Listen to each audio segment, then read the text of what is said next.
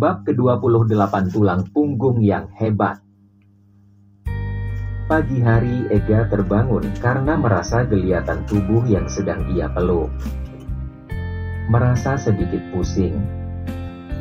Mungkin karena semalam mereka terlalu bersemangat, hingga lewat tengah malam baru selesai dengan urusannya. Ega terduduk sambil mengamati wajah Wulan yang masih terpejam. Tangannya bergerak menyentuh kepala itu dan mengelusnya dengan lembut.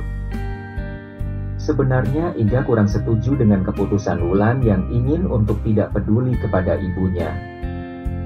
Tetapi Ega juga tidak bisa menyalahkan Wulan sepenuhnya, karena walau bagaimanapun juga Wulan hanyalah manusia biasa yang punya batas kesabaran. Dia bukan seorang dewi yang turun dari kayangan. Rasa kecewa dan sakit hati sudah pasti dirasakannya. Apalagi ketika Ega membayangkan kehidupan Wulan sebelum bersamanya, itu teramat sulit. Mungkin beban tubuh tidak terlalu, tetapi beban hati. Siapa sih yang mau dibeda-bedakan oleh seorang ibu? Apalagi ibu yang telah melahirkan kita dunia. Bahkan anak angkat atau anak tiri sekalipun tidak ingin dibedakan. Wulan kecil belum tahu apa-apa, mungkin masih bisa terima. Tetapi Wulan dewasa, dia sudah punya perasaan. Membayangkan itu, Ega juga merasa sangat sakit. Ega yang mendapatkan banyak kasih sayang kedua orang tuanya, tetapi mereka telah berpulang lebih awal. Ega begitu merindukan mereka, merindukan keluarga utuh ketika ia kecil dulu. Sementara Wulan yang memiliki keluarga utuh malah seperti sendirian. Ega kembali menatap dalam-dalam wajah istrinya, mendaratkan kecupan panjang yang sangat dalam. Semoga aku bisa menebus semua kekecewaanmu dulu. Semoga aku bisa memberi apa yang belum kamu dapatkan sebelum ini. Aku mencintaimu, Wulan. Akan bersama kamu sampai kita menua bersama. Merasakan sesuatu yang hangat di keningnya, Wulan membuka mata. Mas Ega, sudah bangun? Kok nggak bangunin Wulan? Aduh, kesiangan kan jadinya. Wulan terburu bangun, sampai lupa jika dia masih dalam keadaan tidak memakai apa-apa. Ya ampun! Wulan memekik ketika sudah menginjakkan kakinya di lantai. Terburu menarik selimut untuk menutupi diri. Ega terkikik dan menarik tubuh Wulan hingga kembali ke ranjang lagi. Memang mau kemana kok, buru-buru? Buatin Mas Ega sarapan? Nggak usah. Aku sudah memesan pelayan untuk mengantar kemari. Kamu istirahat saja, jangan terlalu capek. Wulan menoleh, menatap wajah pria yang selalu memenangkan hatinya itu. Matanya berkaca-kaca. Wulan, kok kamu malah menangis? Ega cepat menyeka air mata yang belum sempat terjatuh itu. Jangan terlalu memanjakan aku, Mas. Aku tidak terbiasa. Dek. Seperti ada sebuah jarum yang menusuk hati Ega. Perih rasanya. Tidak terbiasa. Benar memang. Ketika malam pertama Ega menikahi Wulan, dia mendapati Wulan sudah bangun di jam 4 subuh. Ketika Ega mengintip kemana Wulan pagi-pagi buta begitu, rupanya Wulan sibuk di dapur. Mencuci pakaian seluruh anggota keluarga, mencuci piring bekas makan malam, belum lagi memasak untuk sarapan orang seisi rumah. Wulan sudah sesibuk itu, sementara penghuni rumah lain masih tenggelam di dalam selimut masing-masing. Sampai matahari mulai meninggi, Wulan baru beristirahat untuk sarapan. Setelah itu, lanjut membantu ibu membuat kue kering. Terkadang sampai Ega pulang saja, Wulan belum selesai dengan pekerjaan rumah. Bahkan belum sempat mandi. Pergilah mandi. Aku bisa mengambil alih. Ega memegang tangan Wulan yang masih mencuci piring. Serius? Tanya Wulan.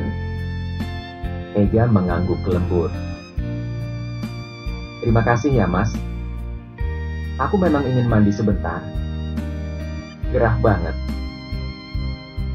Lalu dengan senyuman lebar, Wulan pergi ke kamar. Itu pun tidak butuh waktu lama, Wulan sudah kembali lagi.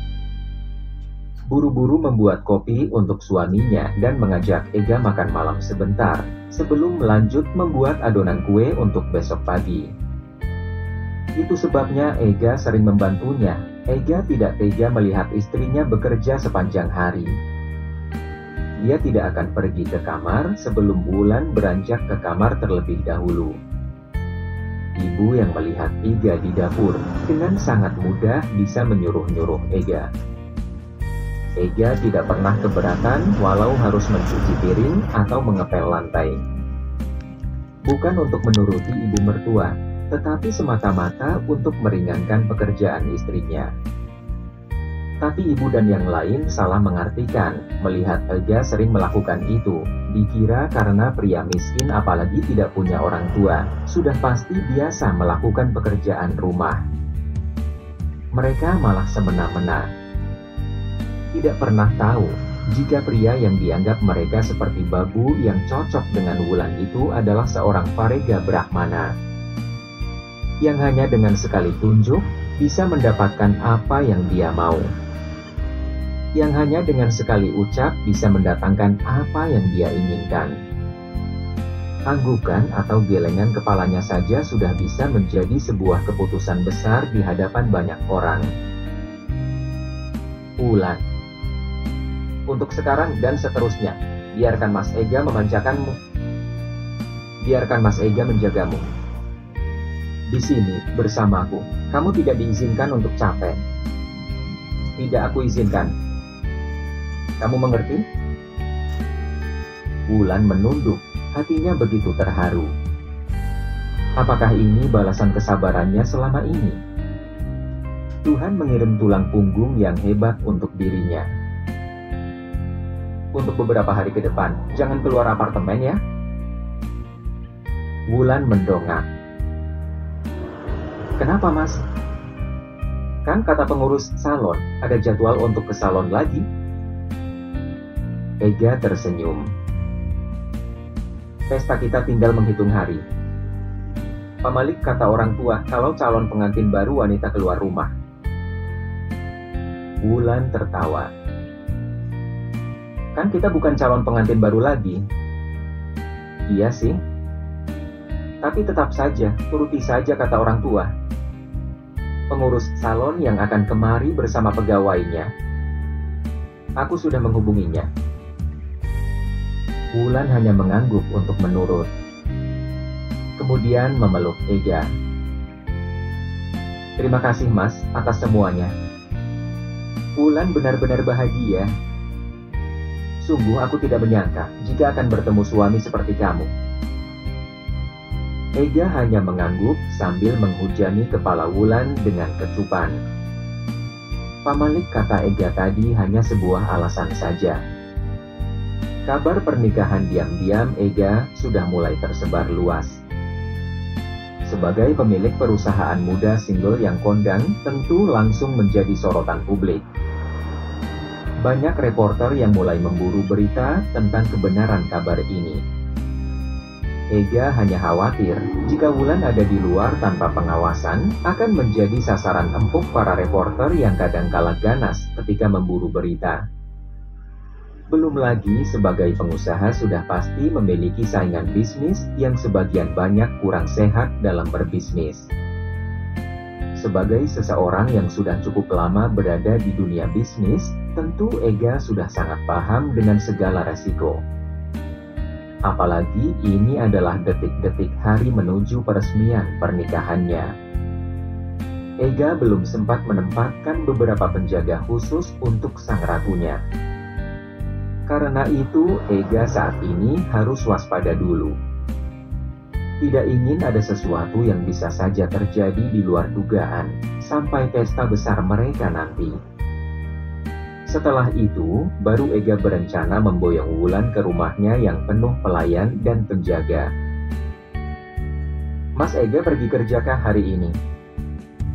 Hanya setengah hari. Ada pertemuan penting. Jika tidak, malas sebenarnya. Aku ingin seharian sama kamu. Wajah Wulan memerah, merasa sangat diagungkan oleh suaminya. Aku mandi dulu. Ega bergerak untuk menyambar handuk. Sementara Wulan masih dengan balutan selimut menyambarnya. Ada banyak panggilan tak terjawab. Wulan menggelengkan kepala ketika melihat jika panggilan dari ibu. Kemudian membuka pesan chat. Ibu mengirimi pesan, kembali memohon untuk meminta bantuan Ega, dan mengatakan jika Dinda sedang akan berpesta di rumah mertuanya. Pesta yang lebih besar dan mewah daripada di rumah ibu, jadi belum bisa dimintai bantuan. Bu, sekali lagi Wulan minta maaf. Kami juga akan mengadakan pesta. Semalam Mas Ega baru selesai membayar sewa hotel berbintang untuk pesta resepsi pernikahan kami nanti. Dan itu biayanya cukup besar. Belum lagi untuk jamuan hidangannya. Tidak mungkin kan mau minta bantuan tetangga apartemen untuk memasak hidangan. Balasan pesan dari Wulan bisa membuat ibu terbengong sembari terkagum-kagum. Sampai lupa dengan sakit kepala akibat mikirin hutangnya. Hotel berbintang.